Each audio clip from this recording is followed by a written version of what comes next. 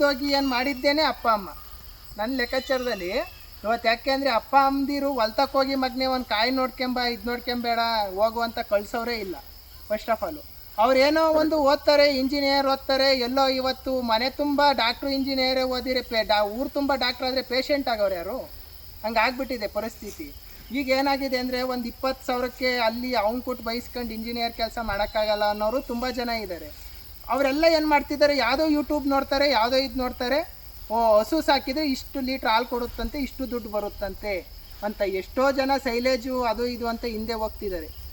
Silage ಮಾಡ್ಕೊಳ್ಳಿ ರೈತರು, ಯಾಕೆಂದರೆ ರಾತ್ರಿ ಹೊತ್ತು ಸದಾ ಮೇವು ತರೋಕ್ಕಾಗಲ್ಲ ಅನ್ನೋದಕ್ಕೋಸ್ಕರ ನೀವು ರಾತ್ರಿ ಹೊತ್ತು ನಿಮ್ಮ ಕೆಲಸದ್ದು ಒತ್ತಡದಲ್ಲಿ ತರೋಕ್ಕಾಗಲಿಲ್ಲ ಅಂದಾಗ ಒಂದು 2 ಮಂಕ್ರಿ ಹಾಕಿ. ಅಕಸ್ಮಾತ್ ಯಾರ್ದೋ ಮದುವೆ ಇತ್ತು, ಏನೋ ಫಂಕ್ಷನ್ ಇತ್ತು, 2 ಮಂಕ್ರಿ ಹಾಕಿ ಕಟ್ಟಿ ಹೋಗಿ. ಅದಕ್ಕೋಸ್ಕರ ನೀವು ಬೆಳೆದು ಸೆಬ್ಬೆನ ಸೈಲೇಜ್ ಮಾಡ್ಕೊಳ್ಳಿ. ಒಂದು ಕೆಲವೊಬ್ಬರು ಫಾರಮ್ಗಳಿಗೆ ಹೋದರೆ 1 ಲಕ್ಷ 1.5 ಲಕ್ಷ ಹೇಳ್ತಾರೆ ರೈತನ. ಸೊ ಈ ಹಸುಗೆ ಎಷ್ಟು ಕೊಟ್ಟಿರ್ಬೋದು ಅಂದಾಜು? ನಮಗೆ ಗೊತ್ತಿಲ್ಲ, ನೀವು ಹೇಳ್ಬೋದು. ಹಾಂ, ನಮಗೆ ಗೊತ್ತಿಲ್ಲ ಸರ್. ಇದು 17,000 ರೂಪಾಯಿ ಕೊಟ್ಟಿದ್ದೀನಿ. ಎಷ್ಟು ವರ್ಷದಲ್ಲಿ ಸರ್? ಇಲ್ಲಿಗೆ ಒಂದು 3-4 ವರ್ಷದಲ್ಲಿ. ಸೊ ಇದನ್ನೆಲ್ಲ ನೀವು ಎಲ್ಲಿಂದ ತಂದಿದ್ದೀರಿ ಅಂದರೆ ಎಲ್ಲದನ್ನೂ ಕಟ್ಟಿಂಗಿಗೆ ಹೋಗ್ತಾವೆ ನೋಡಿ. ಆ ಕಟ್ಟಿಂಗಿಗೆ ಹೋಗೋರ ಹತ್ರ ನಾನು ಲಾಭ ಕೊಟ್ಟು ಅವರಿಗೆ ಒಂದು 2-3 ಸಾವಿರ ರೂಪಾಯಿನ ತಂದು ನಮ್ಮ ಇದು ಸಹಜವಾದ ಮೇವನ್ನ ಮೇಯ್ದ್ರೆ ಎಷ್ಟು ತಾಕತಬಲ್ ಆಗುತ್ತೆ ಅನ್ನೋದಕ್ಕೆ ಇದು ಸುಮಾರಿಗೆ ಒಂದು 5-6 ತಿಂಗಳಾಗಿದೆ ಕರಾಕಿ. ಇವತ್ತಿನೂ 6-7 ಲೀಟ್ರ್ ಕೊಡುತ್ತೆ. ಅದು ಬೇಡ, ಇವತ್ತು ಇದು ಕರಾಕ್ತಾಗ ಎಷ್ಟು ಕೊಡುತ್ತೆ ಅಂದರೆ 8-9 ಲೀಟ್ರ್ ನನ್ನ ಸಹಜ ಮೇವಲ್ಲಿ ಕೊಡುತ್ತೆ. ಸೊ ನಾನು ಮೇವಿಗೆ ಎಷ್ಟು ಖರ್ಚು ಮಾಡಿದೆ ಅಂದರೆ 0.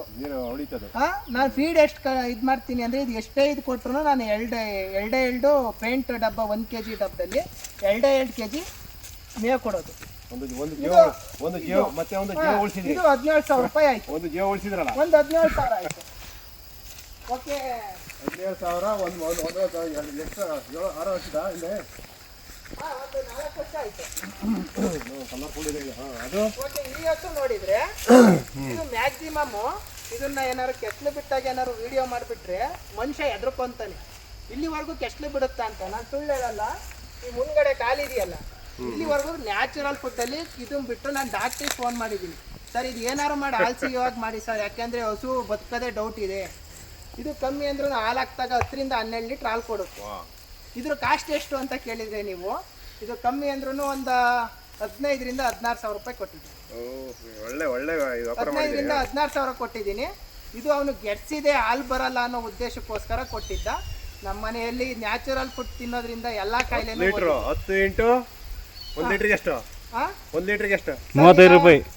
ಅಲ್ಲ ಅವ್ರು 35 ರೂಪಾಯಿ 36 ರೂಪಾಯಿ ಹಾಕ್ಕೊಡ್ತಾರೆ.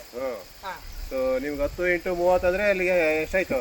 350 ಡೈರಿ. 350 ಸಂಜೆ ದಿವಸಕ್ಕೆ ಒಂದು ಟೈಮ್. ಸಂಜೆ ಬೆಳಗ್ಗೆ 700 ರೂಪಾಯಿ ಆಯ್ತು. ಹಾಂ ಸರ್, ಓಕೆ. ಇದು ಸ್ವಲ್ಪ ಹಸು ಲಾಸಲ್ಲಿದೆ. ಮಸ್ತ ಕಾಣಿಸ್ತಾ ಇದೆ. ಇದು ಲಾಸಲ್ಲಿದೆ. ಯಾಕೆ ಅಮೆರಿಕನ್ ಕಾಣಿಸ್ತಾ ಇದೆ ಇದು ಯಾಕೆಂದ್ರೆ ಪ್ಯೂರ್ ಇದು ನಮ್ದು ಪ್ಯೂರು HF ಹಸು ಅಂತಾರಲ್ಲ, ಅಮೆರಿಕನ್ ಅಂತಾರಲ್ಲ, ಅದು ಇದು. ಹೌದಾ? ಇದು ಪ್ಯೂರ್ ಇದು. ಯಾಕೆಂದ್ರೆ ನೋಡಿ ಎಲ್ಲ ಕೆಂಪು ಕಣ್ಣೈತೆ ಎಲ್ಲ ಇದೆ. ಸೊ ಯಾಕೆಂದ್ರೆ ನಾನು ಇದು ಒಂದು ಹಸು ಅಂತಲೇ ಹೇಳ್ತಿಲ್ಲ. ನಮ್ಮಲ್ಲಿ ಇಂಥ ಹಸುಗಳು ಭಾಳ ನಮಗೋಸ್ಕರ ದುಡ್ದು ಹೋಗ್ಬಿಟ್ಟಿದ್ದಾವೆ ಸುಮಾರು ಹಸುಗಳು. ಈ ಹಸು ಎಷ್ಟು ಲೀಟ್ರ್ ಹಾಲು ಕೊಡುತ್ತೆ ಅಂದರೆ, ಸಪೋಸ್ ಇದು ಕರು ಹಾಕಿ 3 ತಿಂಗಳಾಗಿದೆ. ಈ ಸಹಜವಾದ ಈ ಕಳೆ ಗಿಡಗಳನ್ನ ತಿನ್ಕೊಂಡು ಇವತ್ತು 8-9 ಲೀಟ್ರ್ ಹಾಲು ಕೊಡ್ತೀನಿ. ಸೊ ನಮ್ಮಲ್ಲಿ ಬನ್ನಿ, ನಾನು ಸುಳ್ಳು ಹೇಳಿದರೆ ಡೈರಿದು ಹಾಕಿರೋದ್ರ ಬಿಲ್ ತೋರಿಸ್ತೀನಿ. ಹಂಗೆಲ್ಲ ಇದಿಲ್ಲ ಸರ್, ಅಂದರೆ ಸ್ವಲ್ಪ ಫೈಟಿಂಗ್ ಜಾಸ್ತಿ. ಇದು ನಾವು ಕಟ್ ಮಾಡಿರೋದಲ್ಲ, ಅಮೆರಿಕನ್ ಬ್ರೀಡ್. ಇದು original American breed HF sir. ಅಂದರೆ ಅವೆಲ್ಲ ಕ್ರಾಸ್ ಆಗಿರೋದು. ಇದು ಸ್ವಲ್ಪ ನನಗೆ ಸ್ವಲ್ಪ ಕಾಯಿಲೆಗಳು ಬಂದರೆ ತಡ್ಕೊಳ್ಳೋ ಕೆಪಾಸಿಟಿ ಕಮ್ಮಿ, ಅವಕ್ಕೆ ಸ್ವಲ್ಪ ಜಾಸ್ತಿ. ಸರ್ ಇದೆಲ್ಲ ಒಂದು 3-4 ಕರ ಹಾಕಿರೋದು ನಮ್ಮ ಹತ್ರ ಬಂದು. ಈಗ ಇದು ನಮ್ಮ ಕಡೆ ಮೇವಿಗೆ ಹೊಂದ್ಕೊಂಡು ತಯಾರಿ ತಗೊಂತಿದೆ. ಮುಂದಿನ ಸಲ ಬಂದಾಗ ಇದು ಹಸು ಆಗಿರಲ್ಲ, ಆನೆ ಆಗಿರುತ್ತೆ.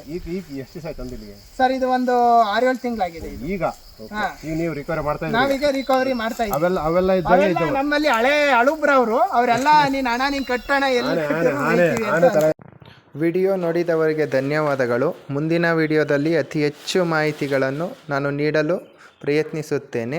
ನಮ್ಮಲ್ಲಿ ಎಷ್ಟು ಹಸುಗಳಿವೆ ಮತ್ತು ನಾವು ಇದಕ್ಕೆ ಯಾವ ರೀತಿಯ ಸಹಜವಾದ ಫೀಡನ್ನು ಕೊಡುತ್ತೇವೆ ಮತ್ತು ಸಹಜವಾದ ಮೇವನ್ನು ಹೇಗೆ ಬೆಳೆಯುವುದು ಮತ್ತು ಹಸುಗಳ ಆಯ್ಕೆ ಹೇಗೆ ಮಾಡುವುದು ಹೈನುಗಾರಿಕೆಯನ್ನು ಹೇಗೆ ಸರಳತೆಯಿಂದ ಮಾಡುವುದು ಮತ್ತು ಅತಿ ಹೆಚ್ಚು ಲಾಭವನ್ನು ಹೇಗೆ ನಾವು ಕಾಣಬಹುದು ಎಂದು ಮುಂದಿನ ವಿಡಿಯೋದಲ್ಲಿ ಹೇಳುತ್ತೇನೆ.